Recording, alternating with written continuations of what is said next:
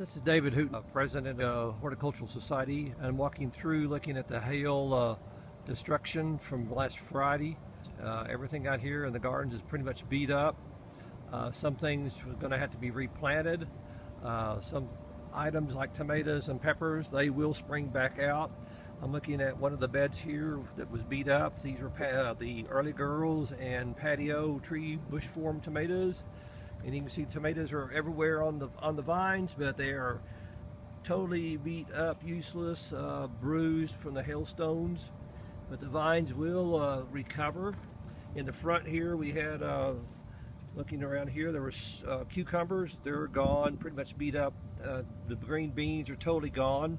Sweet potato in the hay bales, and you can see on this one, they're totally shredded. No leaves or nothing, they're all beat off. There's nothing but stems, but the roots are still intact and there's still lots of green stems. So these potatoes will bounce back out from the bottom, and here's a core of the potato. Even some new shoots will come up from that. But and here we can see, even after the Friday's hail event, new leaves are already starting to form on the center of this core plant right here. I'm turning around here, looking at grow bags, and they are beat up pretty bad. Miniature eggplants beat up, and the plants are being cut back. Pear tomatoes here have been destroyed, but the vine is still intact and will come back out from the core plants. Here's new shoots down here at the bottom that will come back up. So we just need to trim and feed and pull all the debris off. And then we look at some kale. It's still in fairly good shape.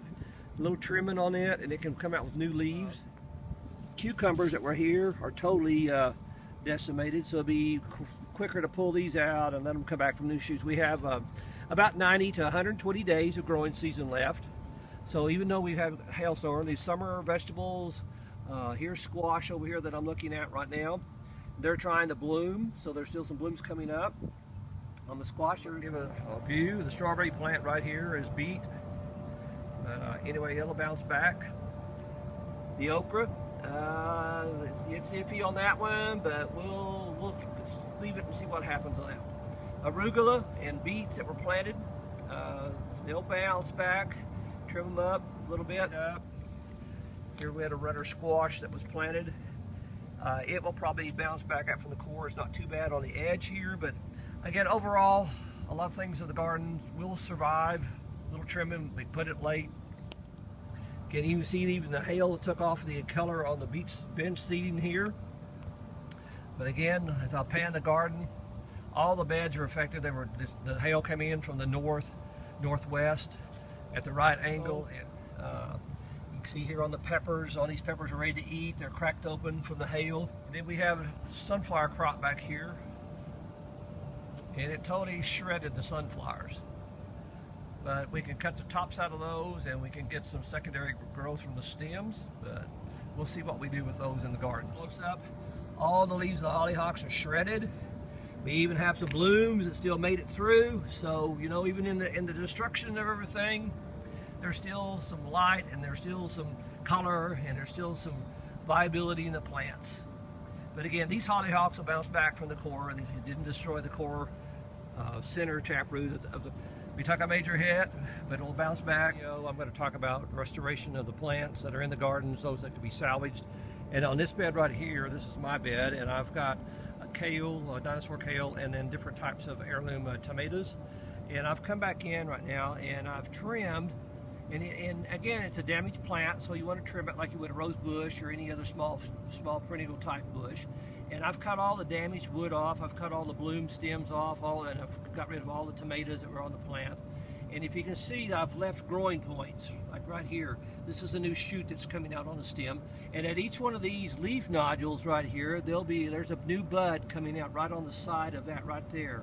And so if you'll trim these back and prune them up and everything. And I forgot this one, to cut off all the tomatoes. You want to put all the growth into the tomato plant now and not into fruit. So I'm taking off the blooms and that. I forgot to cut that one there, but I'm showing you right now. Just take those little tomatoes and get rid of them, and let your plant come out with new succulent shoots like this one right here. And these will repair themselves as they keep growing. And this is another one bed of my beds I take care of, and this one has the 30-gallon raised planter containers in it. And here I've got a tomato that's already been trimmed back. I've cut back severely in. It was about 18 inches high. I've cut it back to the green wood. Again, I've opened this one up, and you can see I've left the growing points for new shoots. And at each one of these leaf axils, again, they will break out with new buds and begin to grow another tomato. Now on peppers, the peppers are the same thing. This is a green bell pepper that was planted. Now is a stem. But where these leaves were attached, there are buds in the stem, so that will come on out. I'm moving over to a pear tomato. Again, I've cut, you know, this is severely damaged, but again, there's a little green shoot coming out right there on the side, and then they'll break out some new buds at the bottom. So these will grow and fill out. They'll be a little later in the season, but as I said earlier, we have 90 to 120 plus days of growing weather. This little tomato right here, Lemon Boy, was snapped off severely at the ground. But again, there are buds right below the surface. I planted these a little deep when I set these out, so there should be a whole new plant come up from the base of that new plant. On my fennel's real ferny on top, and so what you eat on the fennel is the basal bulb here. So I have basically cut all of the hail damage off from the top. It was broken and damaged, and new fern foliage will come out on top. And so both of these will, by in summer, will be again 3 foot tall with a big basal shoot on them. And then I've even cut off the sunflowers that were here that were stripped. And sunflowers have the ability to come back out at the leaf axils, and I'm showing one right here. And then and it can break. There's a bud right there. It's kind of coming out already on this one. And where my finger's at. And so there'll be new shoots that'll come along the sides of this. Right here's a new shoot on this one. And so they'll fill back out. Again, I've trimmed the little miniature eggplants. I come back in and took all the damaged fruit off of. I trimmed off all the broken and damaged leaves on these, so they'll come back out. I'll give them a good liquid feeding with a garden fertilizer and get those stimulated.